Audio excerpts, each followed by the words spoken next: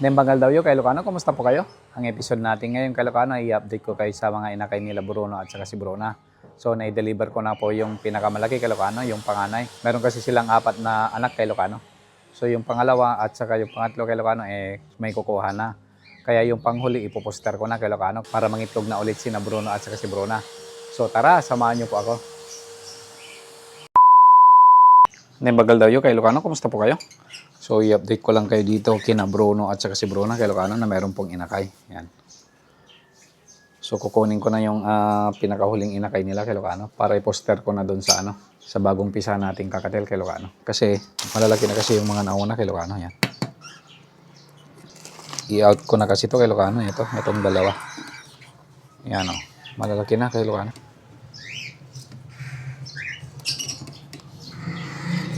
Pagka 2 days pa to kay Ilocano, i-out ko na. Yan. Merong huli na isa. Bagal lumaki kay Ilocano. Yan. Ipoposter ko na doon sa kabila para sila na yung magpalaki kay Ilocano para si na Bruno at saka si Bruna. Mangitlog na ulit kay Ilocano. Yan o. Yan naman kay Ilocano. Laki. Malalaki na sila o. So mga 2 days pa kasi ito kay Ilocano, i-out ko na. Yun yung sabi ng kukuha.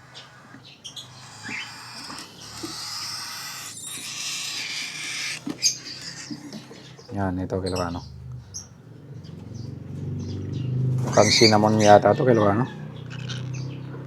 Cinnamon yata ito kay Ilocano. Ito.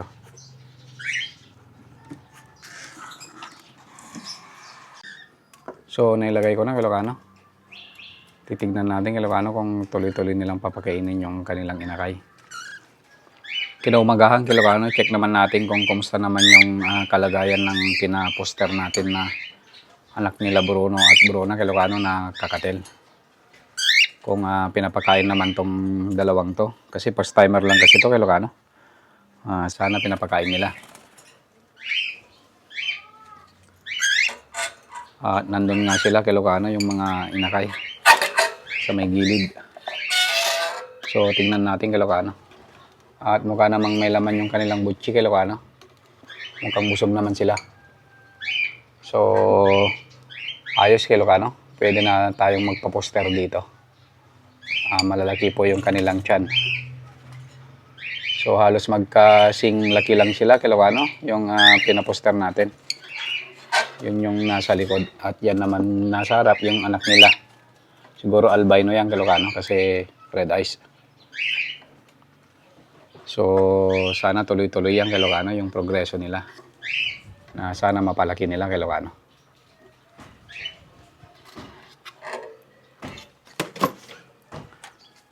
So mukhang magaling naman tong dalawang to kay Ilocano na pares natin.